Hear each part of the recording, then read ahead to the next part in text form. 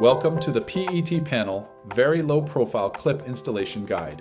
In this video, we will show you how to securely install the VL-PF3 female clip and VL-M3 male clip. Before we begin, make sure you have the right tools and safety gear. Let's get started.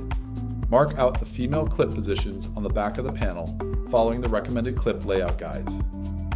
Drill a 25mm hole in the acoustic panel to a depth of 8 mm deep. It's recommended to use a diamond hole saw, starting it at low speed. Using the long nose pliers, pull out the core of the hole, leaving a clean space for the female to be screwed into. Position the VL-PF3 female clip over the hole, and while holding in place, use a Torx 45 screw bit in a battery drill set to a low torque, and slowly wind the clip into the PET panel until the flange is flush with the surface. Place the VL-CP3 center points into the VL-PF3 female clip.